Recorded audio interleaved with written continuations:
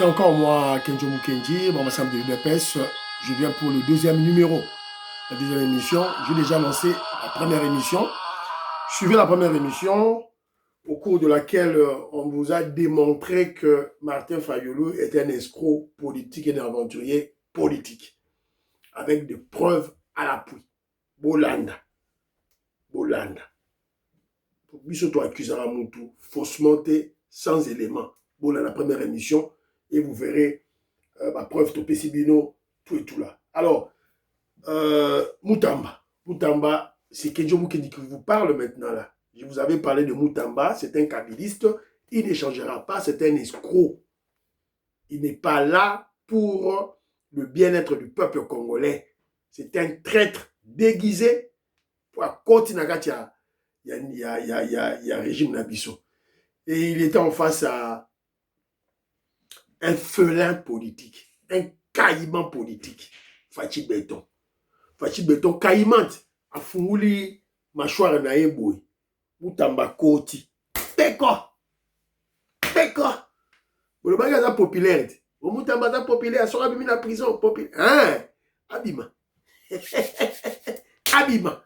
Alors, au cours de la deuxième émission maintenant là, je vais vous projeter un journaliste très fort en histoire, un journaliste très célèbre à l'époque de Mobutu, évidemment, il est contre le président Félix Tshisekedi, on l'appelle Kwebe Kipele. Mais souvent, nous utilisons ces extraits de vidéos, ces analyses pour, évidemment,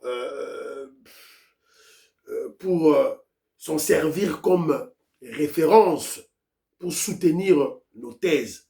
Donc, c'est ça, il s'appelle Kwebe Kipele, c'était un grand journaliste célèbre.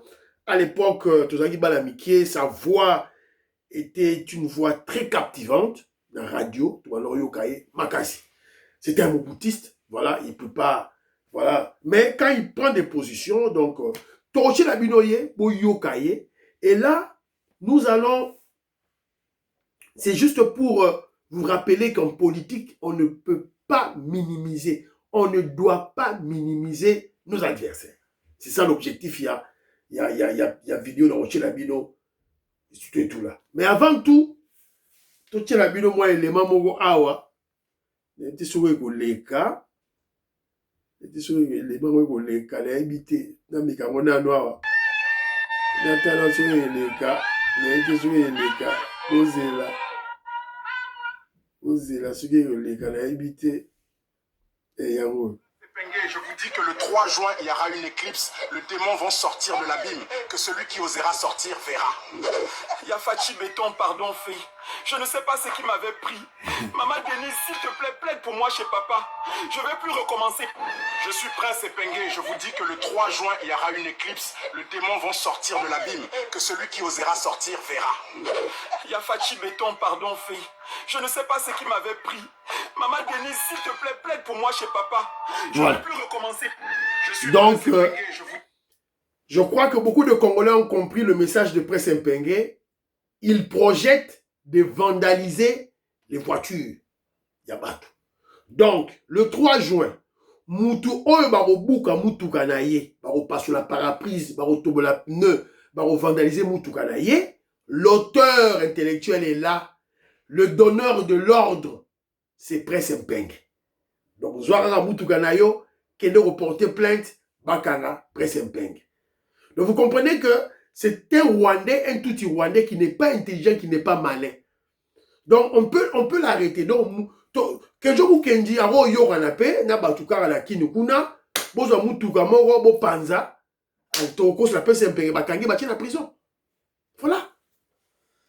Alors, tout ça la boni, naba aventurier, politicien, yaboui. Donc, le 3 juin, il n'y aura rien. Toujours est-il que nous ne pouvons pas minimiser l'adversaire. Donc, on minimise l'adversaire. Alors, Natchela Bino, élément, il y a Kwebe Kimpele, et puis, toko baksa élément, moussous yandego moko, oyo azako fustigé, Piro Luwawa. Donc, voilà, s'il vous plaît, wap élément, il y a maman Je salue Maman Jantune Toumba, Maman Yengo Kela. Je salue Maman Stéphanie Ngombe, Maman Yohal Maramouke, Maman Meriko Seuko, Maman Rebecca, Maman Gracia, Maman Cathy Fouta, Maman Aimé Basuka, Maman Suzanne Mongo, la Pessi Bilombote, Maman Ghislaine Choa, Maman Ghislaine Choa, Akomi Kaku. Kaku Ghislaine Choa. Voilà. Akomi na petit-fils naïe. Je crois une petite fille ou un petit-fils. Bravo. Félicitations. Mamou. Voilà. Alors, Nachala Bino Sigo ba élément. Toyoka. Kwebe Kipele, qu'est-ce qu'il dit? Qu'est-ce qu'il raconte? Une histoire vécue à l'époque de Mobutu. Écoutons. Et puis on va en tirer une leçon. Pour nous aujourd'hui, pour nous les Congolais aujourd'hui, c'est que vous avez utilisé une expression qui m'a vraiment marqué. Nous sommes à l'orée du bois, nous sommes à la croisée des chemins. Si nous ne faisons pas attention, et nous ne faisons pas attention, nous allons perdre définitivement ce pays. Parce que les Tutsis ne sont pas venus pour le pouvoir, pour l'argent, non. Ils sont venus pour nous confisquer notre terre. C'est un peuple de pasteurs nomades qui connaissent la valeur, n'est-ce pas, de la terre. Mobutu n'y a pas cru. Vous savez qu'en 1993, je suis arrivé en Belgique en 1988, le 30 mai. N'est-ce pas, 88. En 1993, Mobutu, à l'époque, son directeur de cabinet s'appelle Vundawete Pemako, Félix. Alors, la deuxième épouse de Félix de Pemako, c'est Maman Marie-Thérèse Bassiala, n'est-ce pas, qui était conseillère juridique du président Mobutu. Et elle a étudié le droit aux États-Unis, à l'université là-bas. Et l'un de ses condisciples est devenu un grand monsieur, une grosse huile, n'est-ce pas, dans le service de renseignement à la CIA.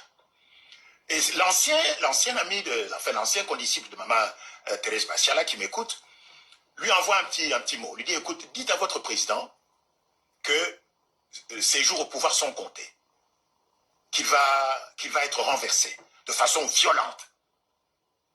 Ce sont les Tutsis qui vont l'abattre. Dites-le, si vous voulez vraiment sauver encore les meubles, si c'est encore possible.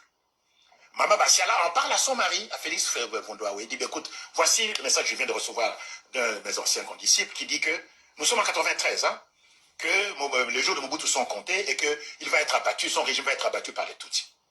Il faut l'en informer. Alors Félix Vondouawe dit, écoutez, si j'ose dire cela au président fondateur, même en public, il est capable de me gifler. Qui va croire que les Tutsis vont me renverser? Bon, mais Bassiala a dit à son mari, écoute, dis-lui quand même, donne-lui quand même cette information. Suppose que quelqu'un d'autre lui dise que voilà, les Tutsis préparent un coup contre vous et que votre directeur de cabinet est au courant, mais qu'il ne vous en a pas parlé. Que va penser Mobutu? Que vous êtes complice?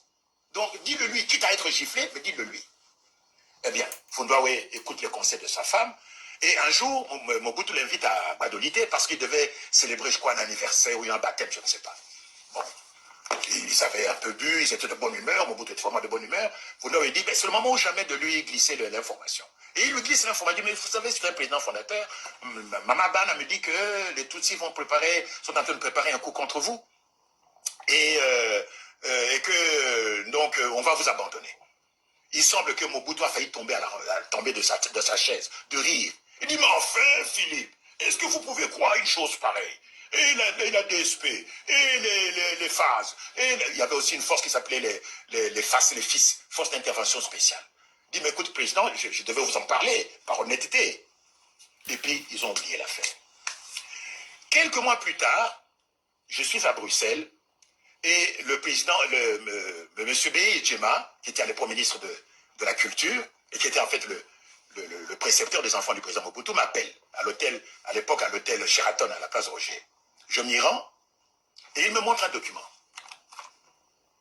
Ce document était intitulé Préavis zéro. Ah, pourquoi? Mais parce que le compte à rebours déclenché par les Tutsis depuis le 6 août 1962 est arrivé à expiration. Ils sont d'une logique mathématique. Donc, ils ont estimé que depuis 1962, ils ont attendu le moment propice et que maintenant, ils arrivent à la fin du compte à rebours. Et donc, maintenant, c'est le préavis zéro.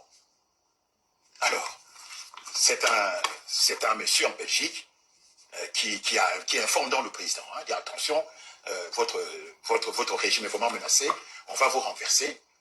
Et c'est ce monsieur qui dira à Mobutu de ne pas se rendre à Arusha. Parce que Mobutu devait être abattu dans le même avion que Ntaryamira et que Habyarimana. Dans le même avion. Pourquoi? Parce que son avion à lui, la ville de Lissala, avait été retenu à Londres. N'est-ce pas? L'avion était retenu à Londres, avait été envoyé à Londres pour un check-up. Alors, le jour où l'avion devait retourner à Bado pour qu'il aille à Arusha, eh bien, l'ambassadeur, feu ambassadeur Moyanso, Kimbulu Moyanso, apprend au président Mobutu que les Anglais ne veulent pas lâcher l'avion parce que vous avez des dettes.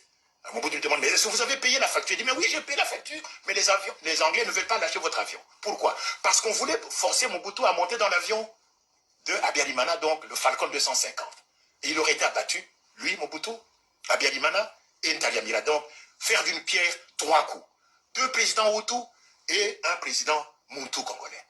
Et c'est ainsi que Mobutu n'ira pas à Arusha, malgré les supplications de Habyarimana qui lui dit, écoute, grand frère, il appelait grand frère, hein, grand frère, vous devez venir parce que vous êtes le plus expérimenté, nous serons là avec Kagame, avec Museveni, de Tutsi, ils vont nous manger cru. Mobutu a dit, non, je n'y vais pas. Et c'est ça qui l'a sauvé, disons, momentanément. Et donc, j'en étais à Joseph Kabila. Je vous dis, c'est le jumeau parfait d'Hippolyte qui est venu le remplacer après l'assassinat de son jumeau. Et d'ailleurs, pendant les premiers mois de son arrivée à Kinshasa, il ne parlait pas à cause de son accent. Et il a dû engager des professeurs. Si vous cherchez, vous trouverez des professeurs qui étaient là-bas pour lui apprendre à parler le français, à un peu, n'est-ce pas, adoucir son accent, son affreux accent, n'est-ce pas, rwandais, hein, qui ne prononce pas bien les R. Hein. Donc, bref. Voilà donc un monsieur qui arrive à Kinshasa. Je parle ici de Hippolyte Kanambe. Il arrive à Kinshasa, il met les pieds à Kinshasa pour la première fois le 17 mai 1997 avec l'AFDL. C'est la première fois qu'il met les pieds à Kinshasa. Il porte des bottes en caoutchouc, des bottes de jardinier. Eh bien, 3 ans et 2 mois plus tard, ce monsieur se retrouve président de la République. Omoni basara na biso hein. Omoni basara na biso mato bima ba yuma vraiment. Basaka na biso danger. Il vient à Kinshasa le 17 mai en botte de caoutchouc. 3 ans après, il devient président de la République de la biso.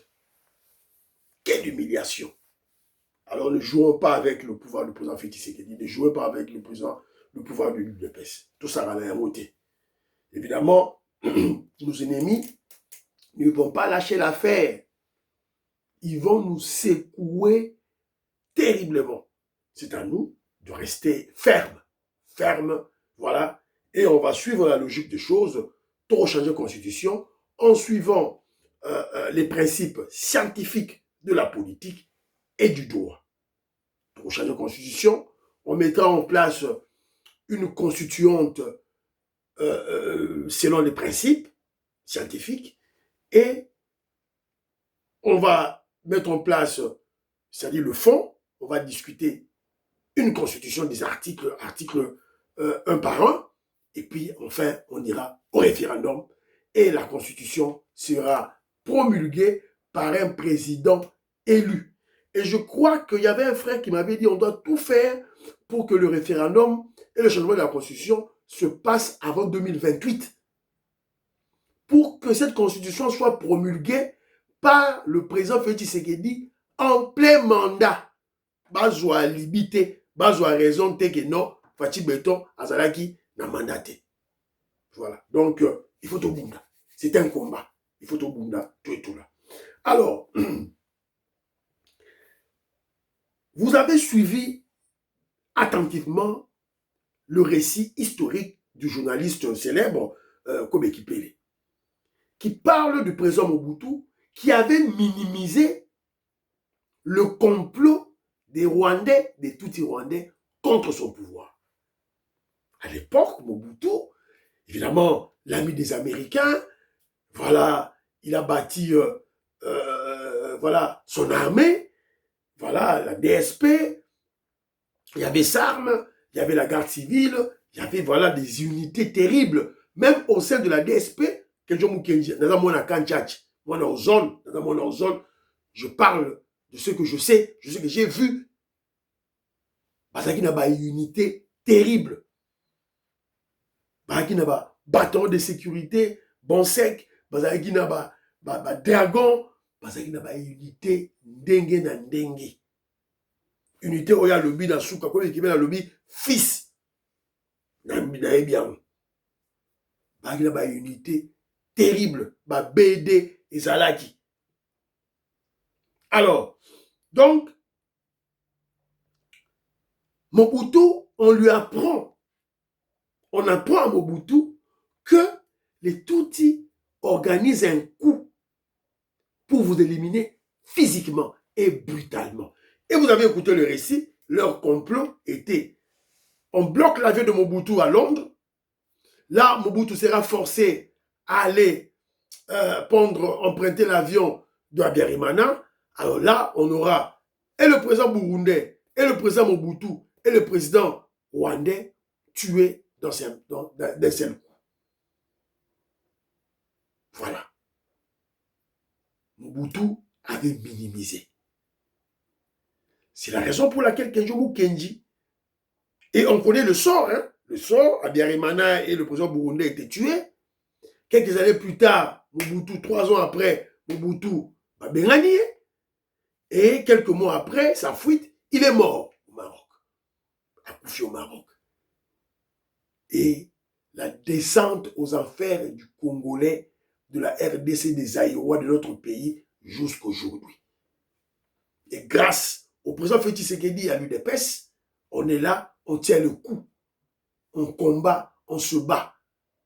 Alors, j'en parle pour rappeler, surtout dans les membres de l'UDPS, dans les cadres de l'UDPS, qu'on ne doit pas minimiser ce qui se passe dans l'opposition. Oui, l'opposition elle est faible, l'opposition a pété. Les Congolais savent. Denis Sessanga, mon colonel là-bas rwandais. Colonel là-bas rwandais. Bango nyonso tout bazali pro rwandais batu oyo Kagame aza kofuta mbongo. Nous le savons. Mais nous savons aussi que nous avons un peuple qui a une instruction qui laisse à désirer, mentalité pourrie. Donc, d'abord, on peut se mbongo à aucun. Toyo qui peut déjà l'information, il va payer déjà mbongo. Donc, on doit doubler l'effort, on doit écraser ce complot contre le peuple, on doit l'étouffer dans l'œuf. C'est la responsabilité de tout le monde. Est-ce que tant que je vous j'ai parlé de l'union sacrée? Est-ce que moi je sensibilise l'union sacrée? Je ne sensibilise pas l'union sacrée. Je sensibilise l'UDPS. Je sensibilise la force du progrès. Ligue de femmes, ligue de jeunes, structure de base nabiso, cellule, section, fédération, il y a UDPS. Fédération intérieure et les fédérations extérieures. Moi, je ne parle pas union sacrée parce que je ne suis pas un naïf en politique. Je sais que dans l'union sacrée, il y a des aventuriers. Ils vont rien faire.